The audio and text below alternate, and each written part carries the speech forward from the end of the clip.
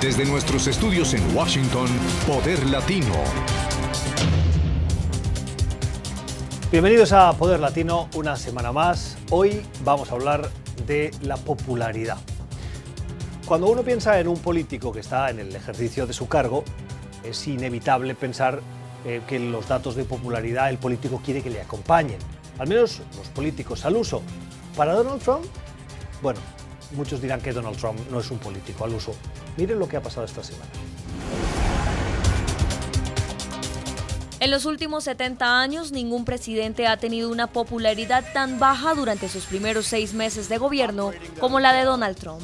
Según las últimas encuestas del Washington Post, el índice de aprobación Trump ha caído de un 42% en abril a un 36%.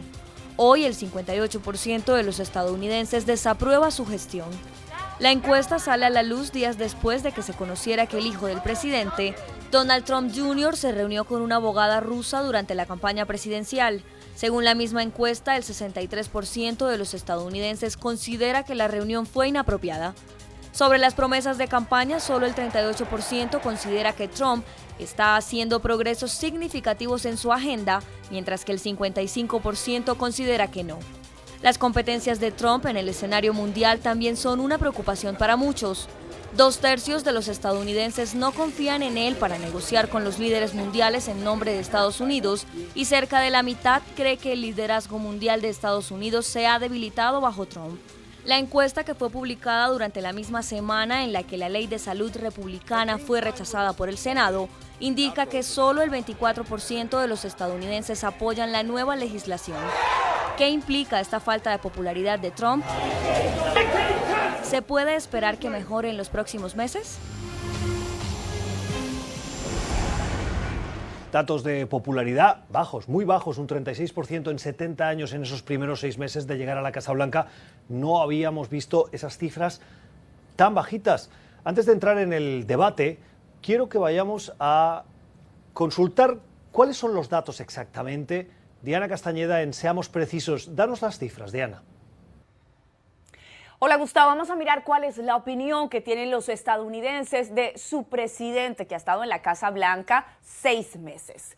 El 58% desaprueba la labor del mandatario, es decir, de cada 10 estadounidenses, aproximadamente 6 no está de acuerdo con lo que está haciendo Donald Trump y un 36% aprueba su labor, es decir, 3 de 10 estadounidenses. Esta es una de las cifras más bajas en los últimos 70 años de un mandatario frente a la Casa Blanca durante este periodo. Por partidos, el Partido Republicano, el 82% aprueba lo que está haciendo el mandatario y el 62% aprueba de manera firme lo que está haciendo Donald Trump. Hay que tener en cuenta que el Partido Republicano no estaba en la Casa Blanca en los últimos 2 periodos y que ahora también es mayoría en la Cámara de Representantes y en el Senado. Ahora miremos la opinión al interior del Partido Demócrata. El 85% desaprueba la labor del presidente de los Estados Unidos y el 75% lo desaprueba de una manera más firme, y es que hay profundas diferencias entre los dos partidos en aspectos como los hemos visto últimamente: inmigración, cuidado en salud, el tema de reformas al Código de Impuestos, entre otros aspectos. Gustavo, regreso contigo. Caramba, datos bien bajos. Gracias, Diana Castañeda. Hoy en el programa vamos a analizar esos datos. Nos acompañan a mi derecha Jorge Silva, vicepresidente de Comunicaciones de Latino Victory Fund. Gracias por estar con nosotros. Gracias. Y Alfonso Aguilar, presidente de la Alianza Latina Pro Valores Conservadores. Gracias por estar también de nuevo a vos aquí en Poder Latino. Nos interesan sus comentarios. Veíamos los datos bajísimos. En 70 años, en 6 meses al frente de la Casa Blanca, no se veían unos porcentajes tan mínimos. Es cierto que Donald Trump partía de una popularidad baja, pero lo normal es que cuando uno se asienta en la presidencia, esa popularidad aumente, aunque sea poquito. Y en el caso de Trump, de nuevo vemos la sorpresa, y es que no solo no aumenta, sino que disminuye. Jorge, un primer comentario. Así es, bueno, lo que hemos visto es que Donald Trump, cuando entró a la oficina, él había prometido muchas cosas, había prometido cambiar muchas cosas en los primeros días de su administración. Normalmente eso pasa, se dan unas promesas de los primeros 100 días y vimos que simplemente prometió demasiado y no ha cumplido. Y al contrario, ha tomado peleas en contra de su mismo partido y bueno, para muchas personas es el uso del Twitter, es el uso de esa medio de comunicación sin filtros, los que a muchas personas le molesta, que prefieren que él se concentre realmente en ser presidente y en manejar este gobierno. ¿Es una cosa la que realmente pesa al margen de otras pequeñitas que hay al lado o es un conjunto de cosas, Alfonso, que están contribuyendo a ese deterioro de su popularidad? Creo que es un conjunto. Y para ponerlo en perspectiva, los últimos dos presidentes, Barack Obama y George W. Bush, para esta época, a los 6 meses de su administración, tenían una popularidad de alrededor de 60%. O sea que realmente es inusual. Creo que es una combinación. Yo creo que sí es su personalidad, los comentarios que hace por Twitter, porque no es solamente usar Twitter, es lo que dice por Twitter, que realmente es poco presidenciable. Al americano no le gusta eso. Creo que lo de Rusia, y respectivamente si sea cierto o no, está teniendo un impacto cuando todos los días se está hablando sobre esto. Y al mismo tiempo la Casa Blanca no está siendo totalmente transparente sobre lo que aconteció. Creo que eso le hace daño. Por otra parte, también la frustración del pueblo americano con que no se ha aprobado nada legislativamente. Yo creo que todo eso lleva a estos números que son impresionantes. La única persona que tuvo presidente que tuvo números más bajos era Gerald Ford, después de Watergate y después de darle de indultar a Richard Nixon, ¿verdad? Ahora, curiosamente, la misma encuesta dice que hay solo una persona que es menos popular que Donald Trump y es Hillary Clinton. Y Hillary Clinton no está en la palestra pública. Se agarra un clavo ardiente, ¿no? Eso quiere decir que solo la memoria de ella hace que la gente piense mal de ella. O sea, mira, yo creo que son políticos que no son populares. Curiosamente, hay otra encuesta que salió esta semana de Bloomberg que dice que 58% de los americanos se siente optimista sobre el rumbo de la economía. O sea, que aquí hay una cosa interesante. Podemos ver un político que no es popular, sin embargo, en cuanto a la economía, la gente optimista. Que con Obama sucedía lo inverso, una popularidad personal muy alta, pero la gente muy negativa sobre el rumbo de la economía. Pero la economía, en el fondo, en 6 meses, tampoco puede cambiar tanto. Es decir, las tendencias de desempleo, si las vemos, son decrecientes. ¿No será que Donald Trump se está apuntando un tanto que realmente tampoco le pertenece cuando usted se agarra a la cuestión económica y a la bolsa? No, yo creo que la bolsa, los mercados, los negocios están respondiendo anticipadamente a políticas a favor del crecimiento económico que ha propuesto Donald Trump. Otra cosa es si puede ejecutarlas, si puede aprobarlas. Pero eso lleva, tú sabes cómo es la economía, siempre especulando, la gente está optimista de lo que pueda suceder. La desregulación todavía no ha sucedido, ¿verdad? Pero creo que eso sí tiene un impacto. Y va a tener un impacto cuando no se lleguen a pasar estos proyectos de ley, de regularizar, de ser más abierto con permitirle a las empresas que por ejemplo, que quiten las regulaciones que hay.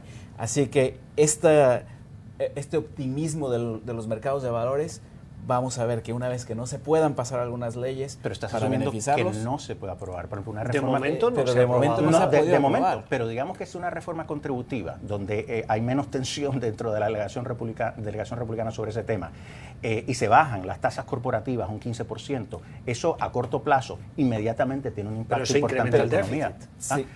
De acuerdo, pero recuérdate, estamos hablando del índice de lo que piensan los mercados. Olvídate del déficit, estoy de acuerdo que puede tener un impacto en el déficit si no se pasa una reforma de salud. Pero entonces son medidas a corto, porque a largo plazo, y aquí venía mi intención de llevar este debate, ¿es irreversible esta tendencia a la baja? Usted me dice, no, se aprobará una reforma fiscal que a nadie le gusta. ¿A ustedes les gustaría pagar más impuestos? Seguro que no, a nadie le gusta pagar impuestos. Entonces, todo el mundo va a aplaudir que bajen los impuestos, pero cuando eso tenga un impacto en la credibilidad de Estados Unidos, en el déficit, y eso sí afecte a la economía real de los ciudadanos, ¿dónde está ese aplauso a Donald Trump que ya parte de un punto muy bajo? Los demócratas no lo pueden criticar por eso, porque Obama creó un déficit, explotó el déficit, lo aumentó dramáticamente, mucho más que cualquier otro presidente. Yo no estoy defendiendo los déficits. A mí me gustaría ver una reforma de salud para tener unos ahorros grandes, para poder tener una reforma contributiva que no lleve a aumentos en el déficit.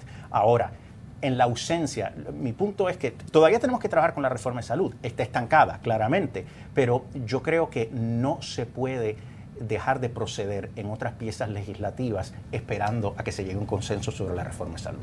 Bueno, yo lo que quisiera recordarle a los televidentes es que el presidente Bush explotó el déficit cuando fuimos a una guerra sin pagarla, cuando se pasó millones de dólares, mil millones de dólares en una guerra que no estuvo pagada. Los demócratas sí invirtieron en el pueblo estadounidense en la reforma de salud, continuando con medidas para reducir el déficit. En este momento es muy interesante cómo dejamos de hablar un poco de los déficits a futuro para hablar de una reforma de impuestos para darle más recortes de impuestos a los más ricos y a las industrias que tienen más dinero. Pero ¿qué hacen esos ricos y qué hacen esas industrias? Crecer la economía y crear empleos. ¿Por qué bajo Obama la economía no creció más de un 2%? Pero el punto de Alfonso también es bueno. Es decir, si tú creas condiciones de creación de ocupación, de empleo, esos ciudadanos van a tener más poder adquisitivo, van a comprar más, lo cual va a generar un ciclo positivo y al mismo tiempo ellos van a pagar más impuestos. Lo hemos visto en el pasado cuando se intenta hacer este tipo de, como se le llama en Estados Unidos, que la economía, el beneficio de los más ricos se va a bajar hacia los demás y va a ser un trickle down. Estas medidas no funcionan. Pero la creación de puestos de trabajo no va para los ricos. Esas medidas han llevado, incluso bajo Ronald Reagan y bajo Bill Clinton, a políticas, a periodos de crecimiento sin precedentes. O sea que me parece que los demócratas harían sería bueno para ellos moverse un poquito más hacia el centro y ver que el libre mercado funciona y crea crecimiento. Lo que pasa, Alfonso y Jorge, una cosa es, estamos hablando de la creación de puestos de trabajo, como si el desempleo en Estados Unidos fuese realmente el problema. Y Estados Unidos tiene un porcentaje de desempleo que está en casi un desempleo técnico. Otra cosa y otro debate es que a lo mejor las personas que realmente no tienen trabajo y no forman parte de esas estadísticas es porque no lo están buscando o porque han dejado de buscarlo. Entonces entramos ya en el detalle. Es el tipo de empleo. Es el tipo de empleo, de que sean empleos a tiempo completo, bien remunerados. Mira, también este debate en cierto sentido se politiza por ambos lados. Hay que reconocer aquí hay muchos factores que van más allá de la política partidista. En Washington, dentro del Beltway, de la circunvalar, no vamos a aceptar eso, pero aquí hay muchos factores de una economía más globalizada, donde la manufactura ha decrecido, y hay otros países que están compitiendo con Estados Unidos, y eso ha significado que la manufactura se ha ido. También ha habido una automatización, y eso lleva a que desaparezcan empleos. Y una de las promesas de Donald Trump fue traer esos trabajos de vuelta a los Estados Unidos, algo que no va a suceder, ya que estas empresas están modernizándose, están automatizando estos empleos y en otros lados del mundo son mucho más baratos. Pero vuelvo un poco más atrás. Estos empleos bien remunerados son normalmente luchados y logrados por los sindicatos. Son los sindicatos son los que acabaron con estos esfuerzos de quitarle poder a los sindicatos, recordemos que los sindicatos fueron los que nos trajeron la semana de 40 horas, fueron los que nos trajeron los sistemas de retiro, fueron los que nos trajeron seguridad laboral y tener unas condiciones seguras en el trabajo. Si combinamos realmente empleos bien remunerados y recortes de impuestos a la clase media, tendremos que subir los impuestos a los más ricos, como lo hizo los republicanos en el pasado. Brevemente, porque no quiero que nos vayamos del punto de la popularidad. Esto de los sindicatos es que sencillamente no es cierto. O sea, los sindicatos en un momento tuvieron un rol muy importante que desempeñar, pero en este momento lo que han hecho los últimos 50 años realmente es estancar el crecimiento económico con estas sobreregulaciones en el campo laboral. De hecho, los estados republicanos donde donde los sindicatos están más limitados son los de mayor crecimiento económico y mayor creación de empleo. Solo hay que ver el estado de Texas. Y son empleos de salario mínimo, son empleos que no cumplen con los mínimos de seguridad laboral y son empleos donde muchas personas están teniendo accidentes dentro de los empleos. Yo veo a gente mudándose a Arizona, mudándose a Texas, no veo gente mudándose a California. Veamos el promedio del salario mínimo que hay en Texas. En cualquier caso, popularidad, Donald Trump, ¿Le importa a Donald Trump tener un 36% de popularidad? Bueno, en mi opinión, le importa, ya que es una persona que le importa bastante cómo es percibido por el público. Pero también es importante porque al no tener una popularidad alta, su peso, su poder político decrece.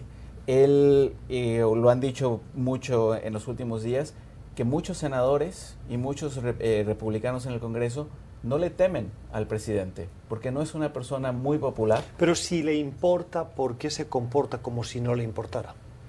Porque a su base, a la base de Donald Trump, este comportamiento es por lo que lo eligieron. Vemos que su base sigue... ¿Y esto es suficiente de cara al futuro? Bueno, yo pasé mucho tiempo diciendo que no era suficiente tener el apoyo simplemente de su base para ganar una elección, y fue equivocado. Quizás usted trabajó la campaña de Hillary Clinton y ustedes daban por hecha esa victoria. Claro, la mayoría de las personas en los Estados Unidos lo daban por hecho. Jorge, Alfonso, y con esto cerramos este bloque. Yo francamente creo que él no le importa. O sea, yo creo que no es tanto por su base, yo creo que Donald Trump es Donald Trump y él va a decir y hacer lo que le da la gana. Yo creo que él ha redefinido un poquito cómo él por lo menos hace la política. Es una administración enfocada en resultados. Y aquí estamos de acuerdo que si él no logra resultados, si no hay un cambio económico, una economía que crezca un 3 o un 4%, que se creen más de 200.000 empleos, 250.000 empleos cada mes, si eso no sucede, Donald Trump está en problemas. Cuando usted dice que la administración está centrada en resultados, debe haber un gran sentimiento de fracaso dentro de la administración, porque los resultados no los estamos viendo por ningún sitio, más allá del nombramiento de un juez para la Corte Suprema, claro, como la gran victoria. Claro. Bueno, yo creo que sentimiento de fracaso todavía, porque son 6 meses. Y con Donald Trump yo no diría, porque muy bien ahora está estancada. Pero fue él que durante la campaña puso límites y dijo, voy a hacer esto en 100 días. Pero digamos, de acuerdo, pero la gente se olvida de eso. Digamos que aquí a 2 semanas. No nos olvidamos. No, bueno, lo sé. Pero de aquí a 2 semanas, digamos que se pase una derogación del Obamacare y un reemplazo, y después más adelante se pase una reforma contributiva, yo creo que la dinámica cambia. Por eso yo digo, sí, en este momento yo estaría preocupado, pero no podemos llegar a conclusiones definitivas. Esto es Poder Latino, ya regresamos.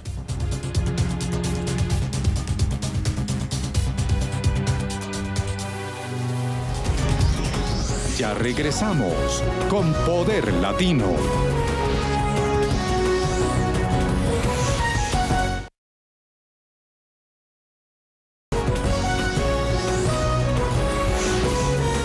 Continuamos con Poder Latino.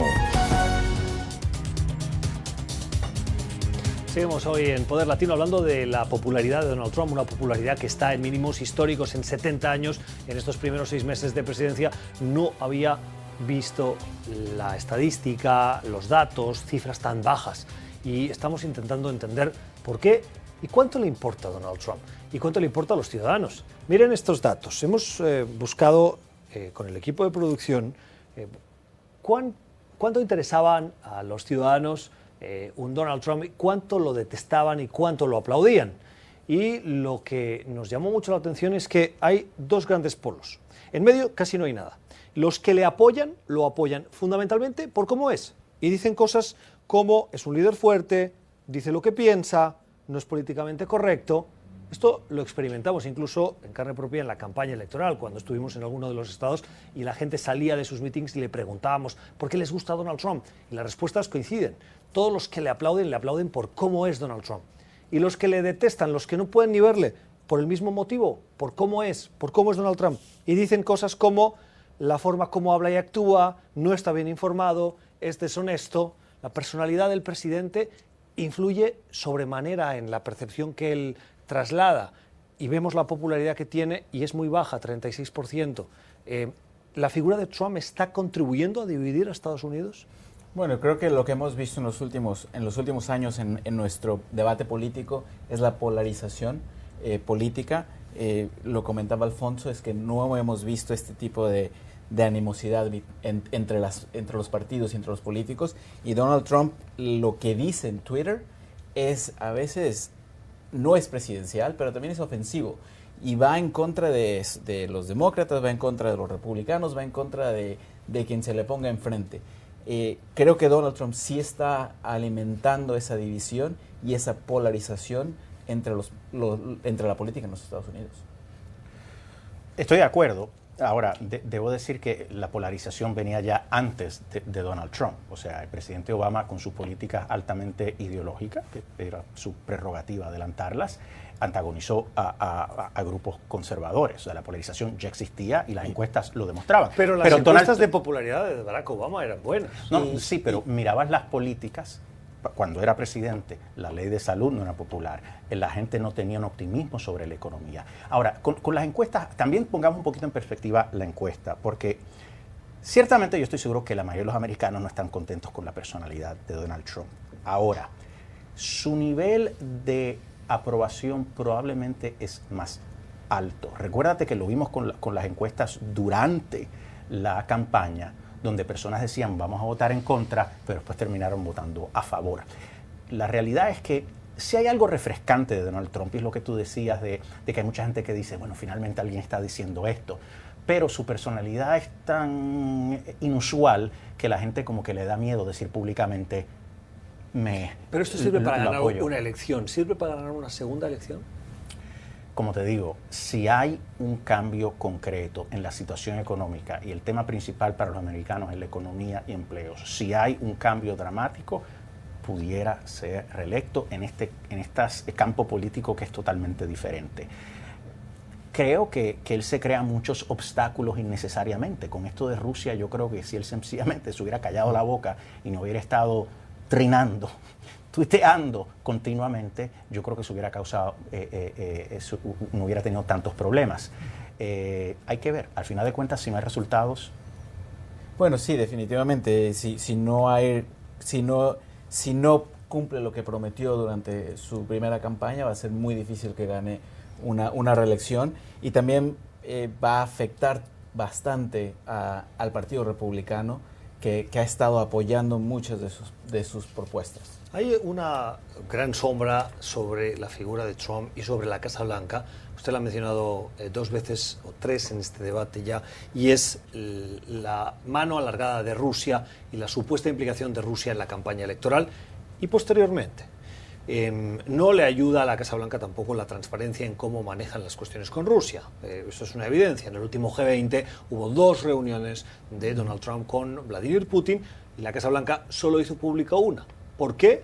Ellos sabrán, pero eso no contribuye a crear transparencia y normalidad, que es lo que Donald Trump está reclamando constantemente. Me preguntaba si la cuestión rusa es, a su juicio, una distracción interesada o estamos frente a un escándalo que va a tener muchas mayores consecuencias. Bueno, en mi opinión este es un escándalo, es una combinación, es algo que Donald Trump y la Casa Blanca se ha autoimpuesto al no ser transparente con las reuniones que tuvieron con representantes del gobierno de Rusia, al estar en la televisión diciendo que nadie de la campaña se había reunido con agentes o con representantes rusos cuando habían tenido una reunión unas cuantas semanas antes, no haber publicado realmente quiénes se habían reunido con estas personas, que Michael Flynn había tenido reuniones con el embajador o llamadas.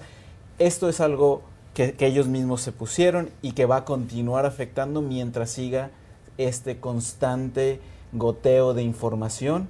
Y ahora también la Casa Blanca está limitando su accesibilidad a los medios de comunicación, haciendo simplemente sus conferencias de prensa audio nada más, limitando el acceso de los reporteros a hacerles preguntas sobre cualquier otra cosa, incluyendo lo de Rusia. Mira, yo creo que el tema de Rusia es algo que contribuye a su baja popularidad. Lacera su imagen, no es lo único que le hace daño, pero estoy totalmente de acuerdo de que estas son heridas autoinfligidas. Cuando uno ve el caso como abogado, aquí no hay evidencia de nada. O sea, en el caso de Watergate empezamos con un delito concreto. Aquí no hay pruebas. Se habla de colusión, que es un término errado jurídicamente porque no hay un delito de colusión, pero estamos hablando de una posible coordinación para cometer actos ilegales para descarrilar una candidatura. De eso no hay evidencia.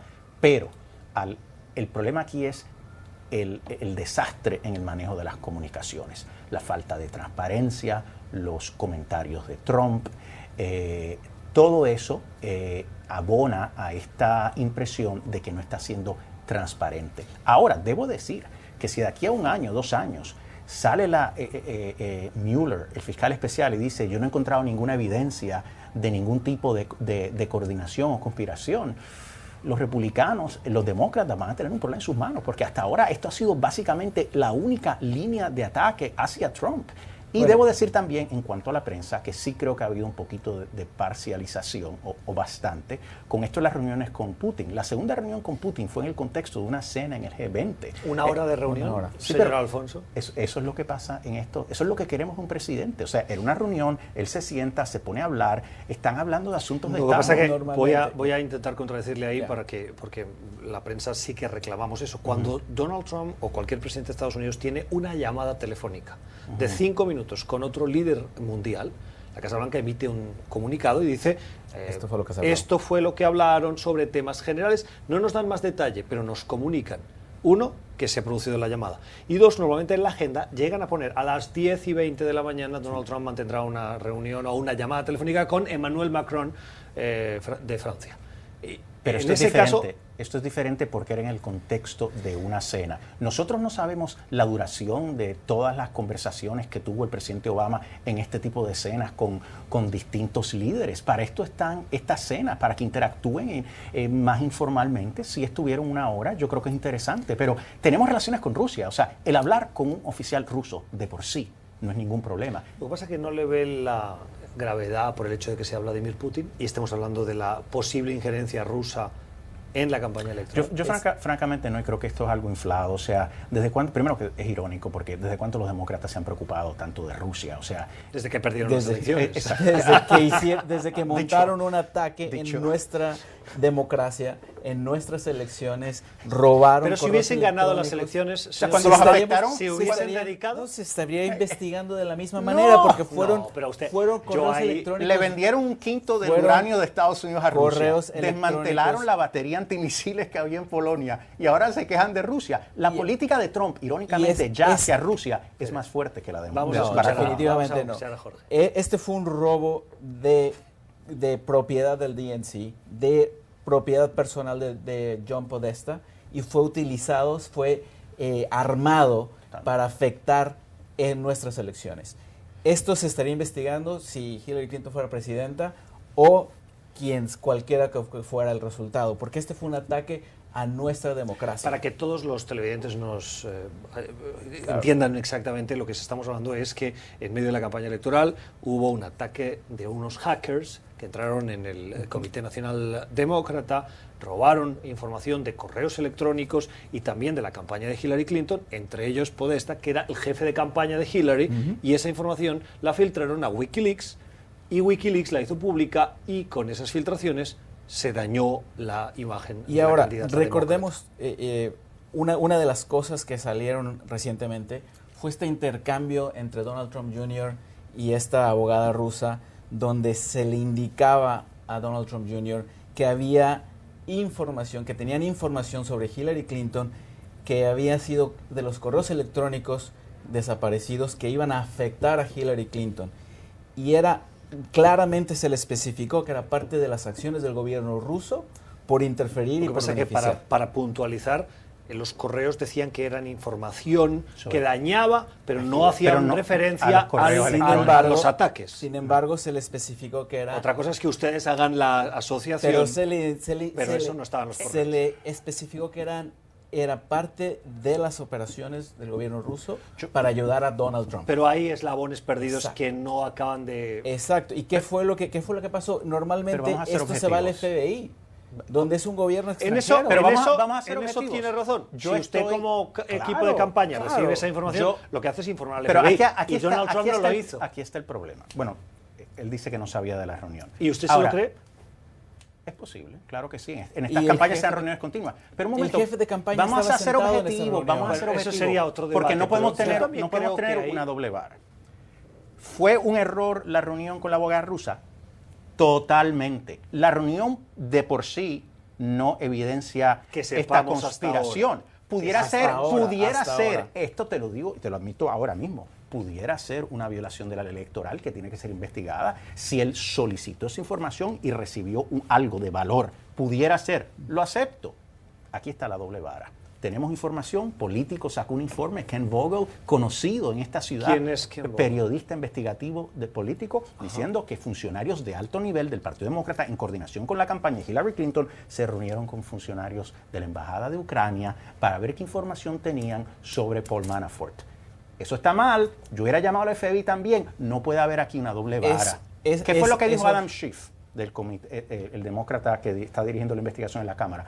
Si eso se dio, se tiene que investigar también. Pero como que le echamos a un lado, no puede haber una doble vara. Y eso es lo que yo digo. Yo estoy criticando a Trump, pero estoy criticando a Hillary. Completamente, que se investigue si realmente hubo directivos o personas del DNC reuniéndose con representantes extranjeros de otro país, que se investigue. Pues llegamos a la conclusión que ambas campañas obraron en mal. este momento, esa reunión estuvo atendida por el director de la campaña de ese momento, del señor Trump, y en lugar de ir directamente a la FBI a decirle, me están diciendo que el gobierno ruso tiene un programa para atacar, para beneficiar a Donald Trump. Pero el FBI también se quedó esperando por la llamada de los demócratas. Antes de cerrar este tema, una respuesta con monosílabo. ¿Ustedes creen? Porque claro, antes criticábamos que este tema de Rusia le interesa al inner belt, ¿no?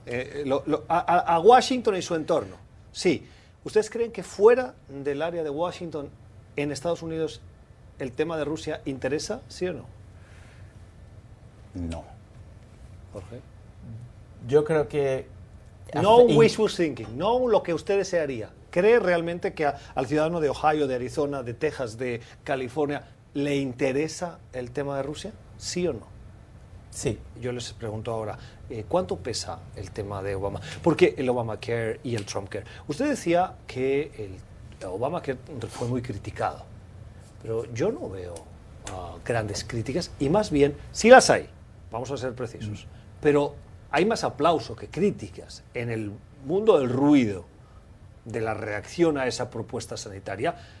¿Cuántos tenían condiciones anteriores que no podían acceder a un seguro de salud? Y ahora sí, sí hay gente que se está protestando porque le han subido las cuotas, sí hay empresarios que les obligan a pagar, pero todo eso en el fondo estaba pensado para beneficiar un sistema que tenía muchas carencias y que la propuesta de Obama intentaba solucionar. Y la gente que se está beneficiando lo está aplaudiendo, Alfonso. Mira, el tema de salud es un tema que siempre ha sido un reto para todos los presidentes. Es un tema sumamente complejo. Que quede claro, la gente realmente odiaba Obamacare. Eso siempre ha sido consistente en las encuestas. Ahora tenemos una administración republicana y la gente está preocupada de que terminemos en una situación peor. Eso refleja la incertidumbre de la gente. Por eso es importante que los republicanos lleguen a un consenso. Ahora, ¿los republicanos o los republicanos y los demócratas? Eso es lo que bueno, esperamos. me gustaría los demócratas. Lo que pasa es que aquí hay unas diferencias. Primero que nada, que yo no creo que haya un interés genuino de los demócratas en trabajar en esto. Y hay que reconocer también, y seamos honestos, hay unas diferencias ideológicas grandes. Y para ser optimista, porque a veces siempre es un choque partidista, yo creo que ambos quieren que todo el mundo tenga acceso a buena cobertura médica costeable. El problema es que los demócratas apuestan por mayor intervención gubernamental.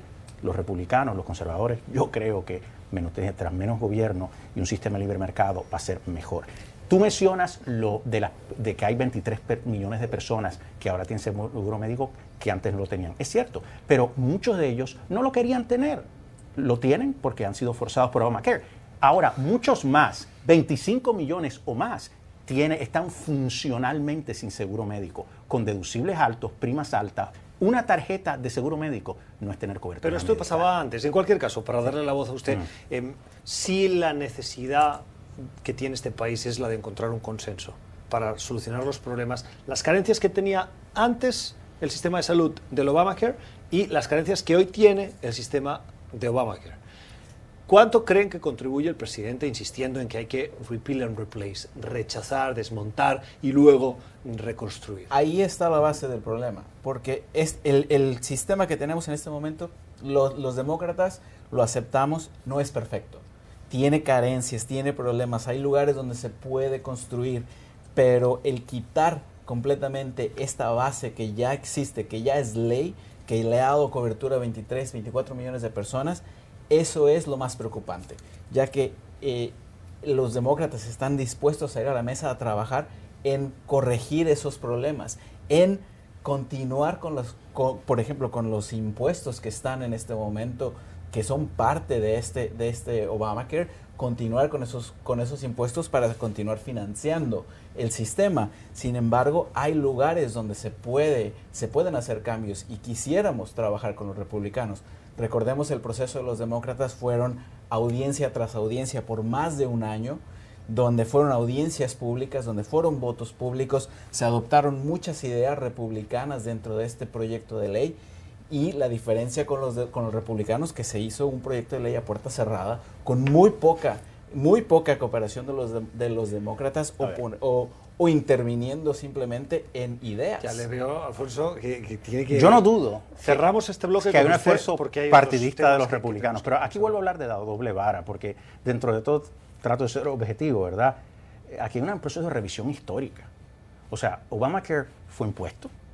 No hubo espacio para que los republicanos hablaran. Incluso se aprobó un proyecto que la propia Nancy Pelosi dijo, lo leeremos después que lo aprobamos. O sea, aquí fue un impuesto, Alfonso, no hubo ningún esfuerzo. Que volver a ver Yo estaba ahí, quedan 2 minutos. Yo los estaba votos ahí. que hubo en el Senado, pero mira, enmiendas republicanas. El tema es que, aquí está quizás la diferencia. El problema es que Obamacare no se puede arreglar. Obamacare es el problema.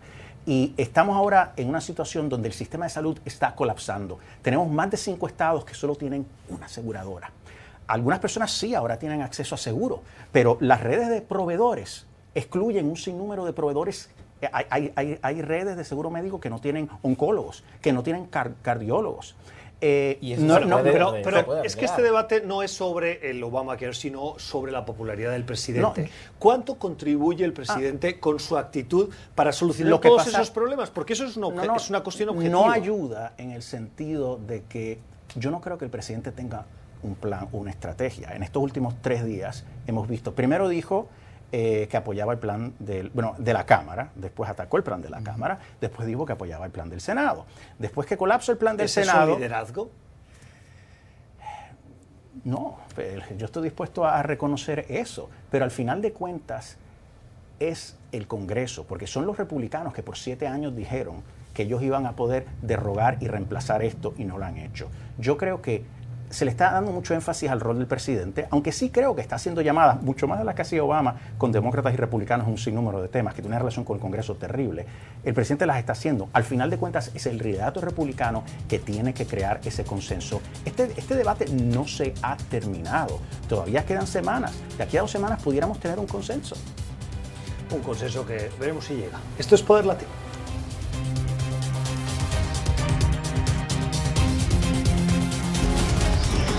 Ya regresamos con Poder Latino.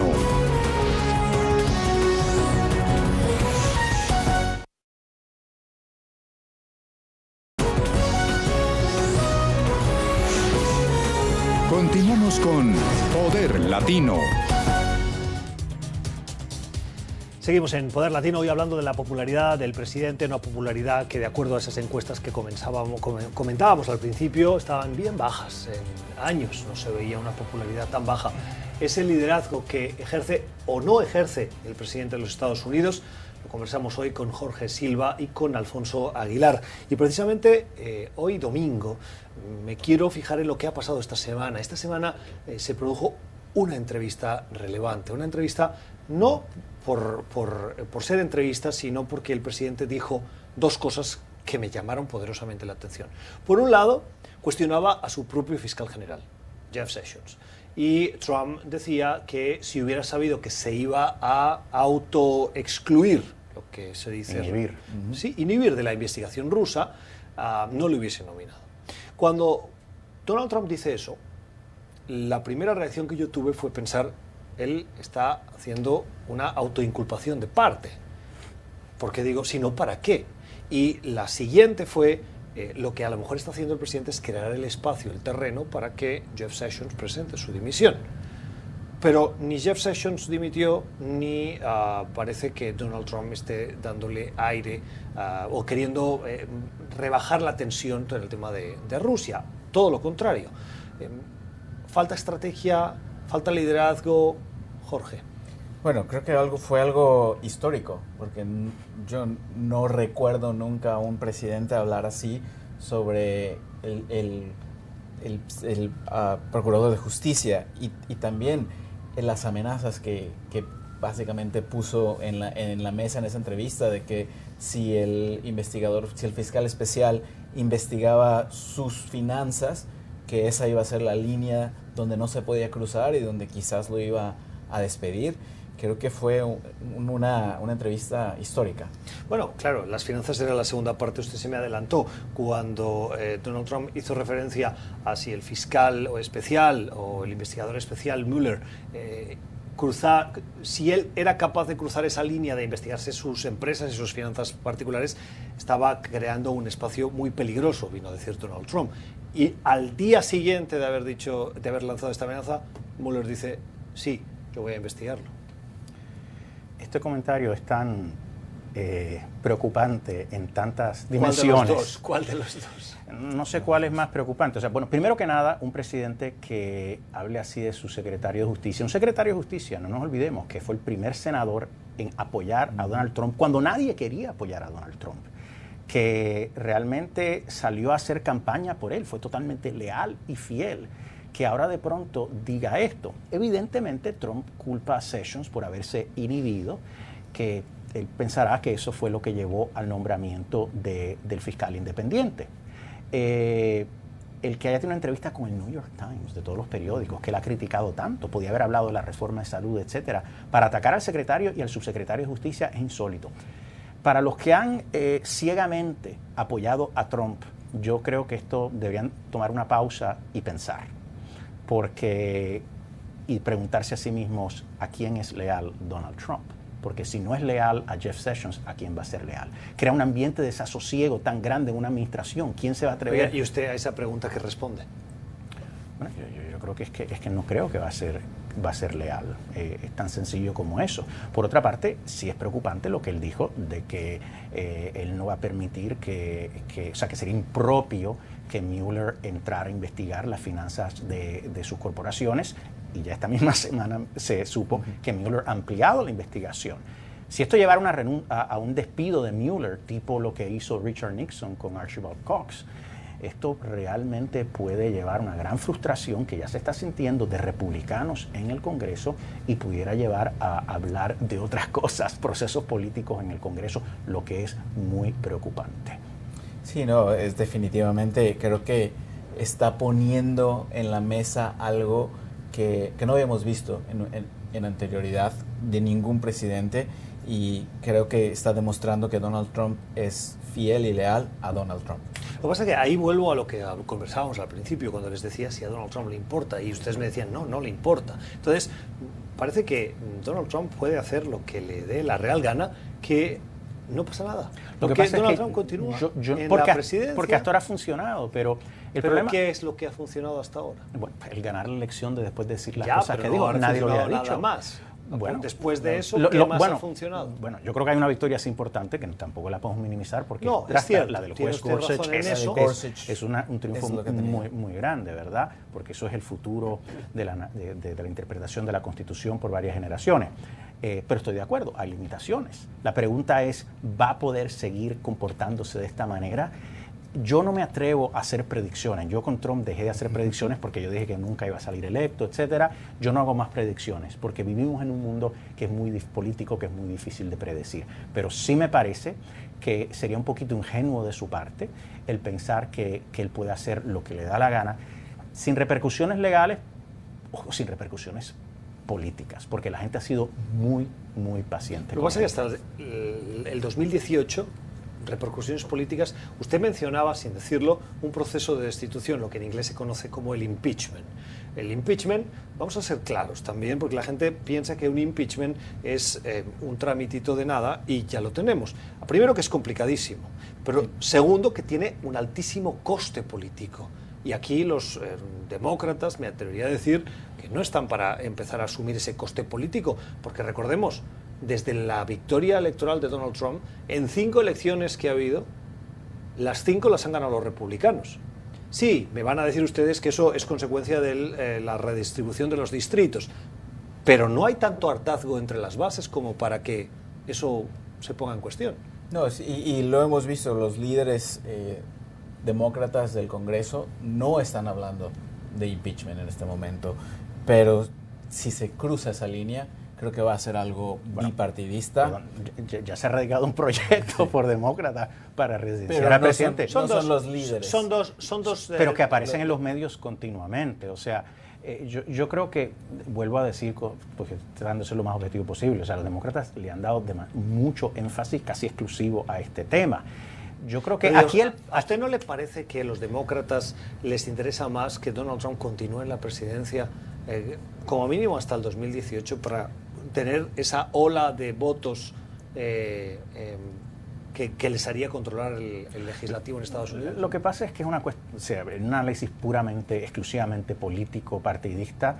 Yo creo que depende del momento. Si llega un momento que ven un presidente totalmente debilitado, como sería si despide a un Mueller, pudiera ser que proceden incluso los republicanos, porque a la larga con un Congreso republicano, la pregunta es si el daño es mayor, pero el republicano puede decir, si el daño es tan grande que es hora de deshacernos de este presidente, en la política pudiera suceder. No queremos llegar a ese punto porque realmente no ha sucedido todavía, pero hay que tener cuidado. Es una situación realmente insólita en la política americana. Y la estamos comentando, la estamos analizando hoy aquí en Poder Latino. Ya volvemos.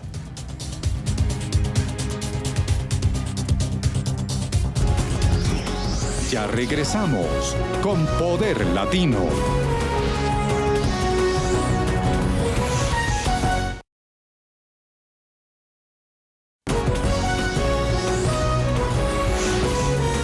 Continuamos con Poder Latino.